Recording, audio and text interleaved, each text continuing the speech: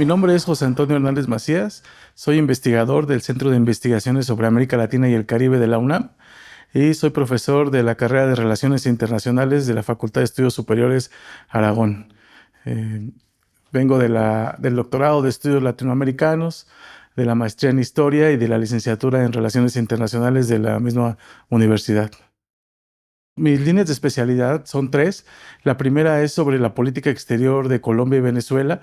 Prácticamente desde la licenciatura me llamó la atención bastante el trabajo que hizo Hugo Chávez durante su gobierno y empecé a estudiar el fenómeno que sucedía en Venezuela.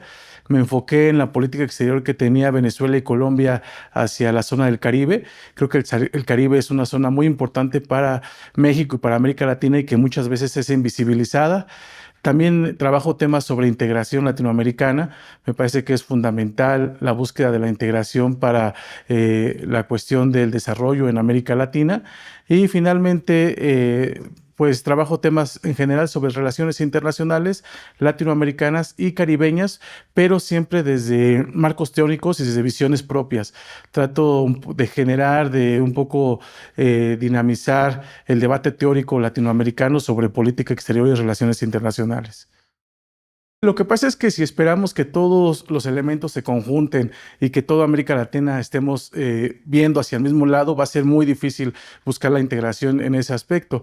Tendríamos que buscar una integración dentro de la diversidad. Es decir, que a pesar de que haya modelos distintos en los países de América Latina y del Caribe, porque también no debemos olvidar el Caribe, podamos buscar una unidad, una integración. Y se han generado mecanismos bastante importantes, sobre todo pues, en las últimas décadas, como la CELAC, ¿no? La misma UNASUR, el ALBA, toda esta oleada de gobiernos de izquierda que generó diferentes procesos de integración que en su momento pudieron sentar a personajes como Álvaro Uribe y Hugo Chávez, que eran todo lo contrario, pero poniéndose de acuerdo dentro de la UNASUR, por ejemplo, para resolver el problema que había entre Colombia y Ecuador.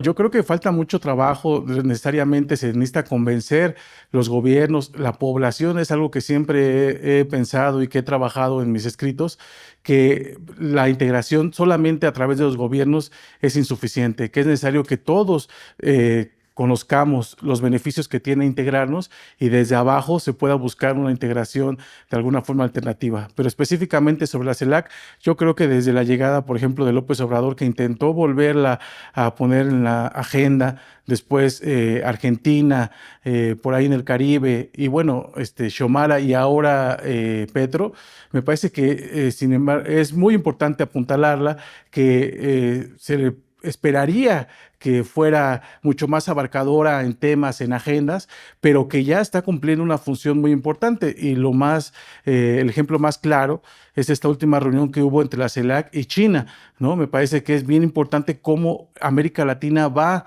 en una sola voz a hablar con China y este acercamiento que se está dando, sobre todo en los últimos años de China a América Latina, como una alternativa a la dependencia que se tenía hacia Estados Unidos, ¿no? Entonces, me parece que es un foro que es imprescindible para América Latina, pero que sin duda hay que fortalecer.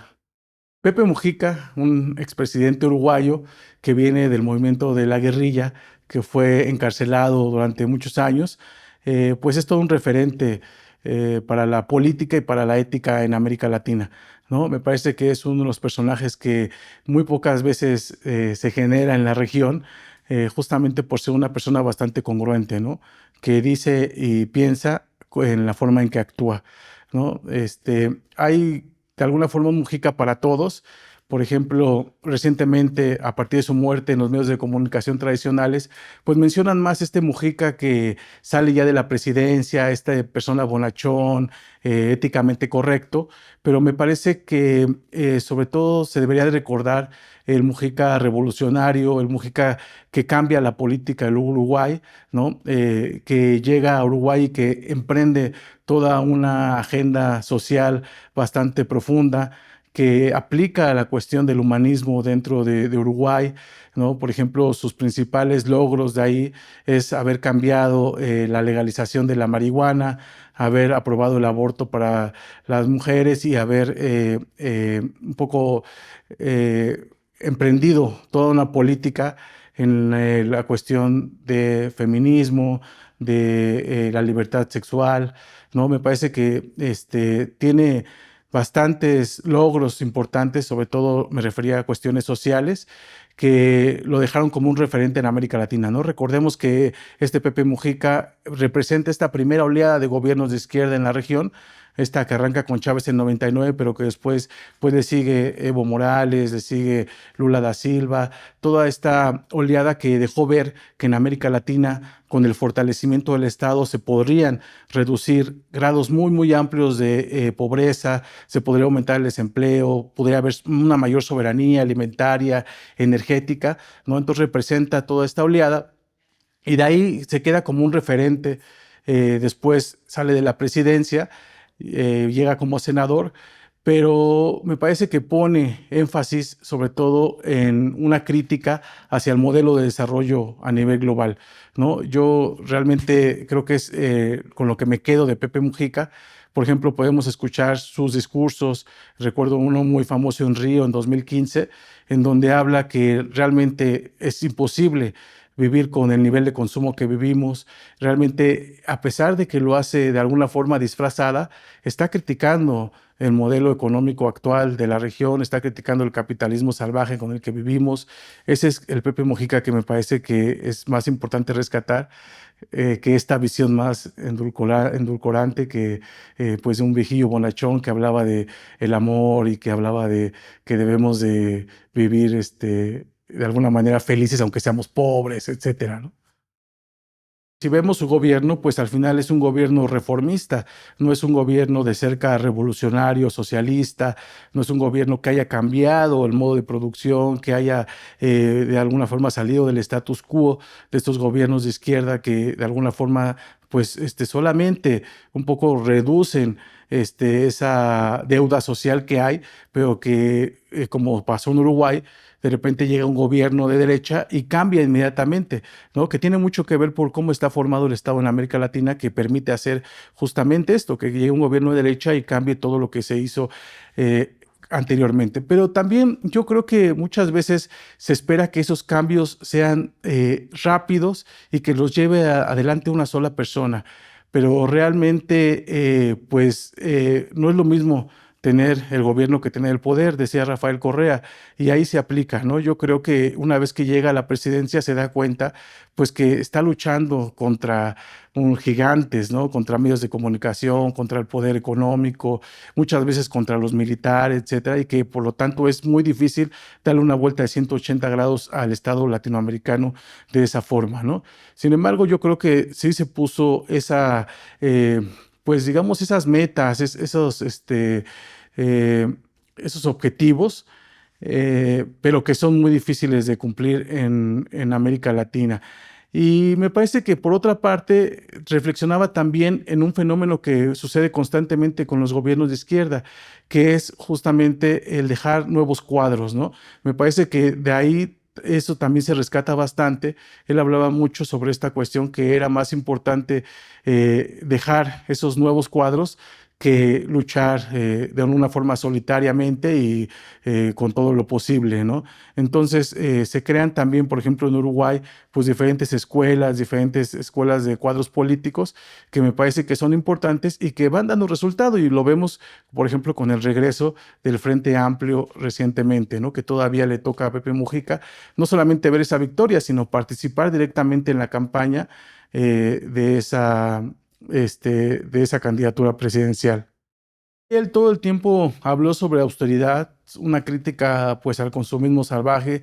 Era también bastante interesante el mensaje que dejaba a los jóvenes, ¿no? Les mencionaba que tuvieran cuidado a la hora que iban y despilfarraban el dinero, compraban cualquier cuestión, porque realmente les decía que no estaban pagando con dinero, sino estaban pagando con tiempo de vida. Y si no era tiempo de vida de ellos, era tiempo de vida de sus padres, ¿no? El tiempo que le dedicaban a conseguir ese dinero. Es decir, dejaba un mensaje que me parece importante, que es pues interesante de analizar, pero que sin embargo, de alguna forma es similar a estos mensajes a favor, por ejemplo, del medio ambiente, de los recursos naturales, que realmente te dicen, bueno, tienes que cuidar que no vayas a usar popote, pero que realmente los culpables, pues son estas megaempresas transnacionales que son las que contaminan el 80 o el 90% del planeta, ¿no? Es decir, sí hay que generar una conciencia, hay que empezar desde abajo, ¿no? Pero también es importante, pues, un poco ponerse como objetivo cambiar la estructura, tanto sociales, la estructura política, la forma en cómo se opera a nivel estatal en la región. Hablábamos sobre la primera oleada de gobiernos de izquierda. Ahora hay una región un poco más dividida, ¿no? Tenemos, digamos, gobiernos de diferentes tendencias políticas, pero me parece que sí hay un fenómeno global que es el de los inicios de una transición hegemónica, ¿no?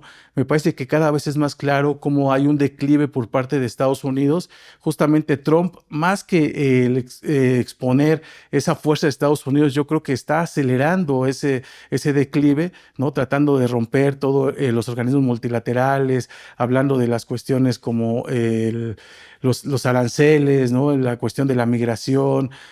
Parece que estamos haciendo un retroceso de varios siglos en Estados Unidos con este tipo de discursos y en ese contexto, pues aprovechando gobiernos como el de China, como el de India, el mismo Rusia, que a pesar de que se encuentra en una guerra, ha ganado bastante presencia en América Latina. Si uno se da cuenta, por ejemplo, en países como el Caribe, o ya mencionaba Venezuela, Nicaragua, pues vemos que otra vez Rusia tiene estos alcances de tener relaciones bilaterales muy estrechas, tiene convenios de cooperación, no solamente energética, militares, sino incluso culturales, es decir, está ganando presencia. Entonces, en estos inicios de la transición hegemónica, pues América Latina yo creo que es muy conveniente tener mayores oportunidades de mirar hacia otros lados, porque eso le va a ofrecer menos dependencia hacia los Estados Unidos, ¿no? Yo creo que mientras más proyectos pueda generar, mientras más oportunidades tenga, y sobre todo porque estamos hablando de naciones como China, que se ha acercado y que no ha tenido históricamente, digamos, una política exterior ofensiva, injerencista, nunca habla en términos militares. No me parece que hasta ahora toda la política exterior china hacia América Latina, pues ha ido más en el son de la cooperación, en el son de las inversiones, del comercio, pero sin ningún tipo de condicionante, como sí lo ha hecho históricamente Estados Unidos. Yo creo que eso favorece, pues, los márgenes de autonomía, de dependencia de América Latina, y siempre es importante aprovechar, pues, este tipo de fenómenos. Mi nombre es José Antonio Hernández Macías, soy doctor en estudios latinoamericanos, investigador del Centro de Investigaciones sobre América Latina y el Caribe y profesor de la Facultad de Estudios Superiores Aragón. Los invitamos a ver la 4TV.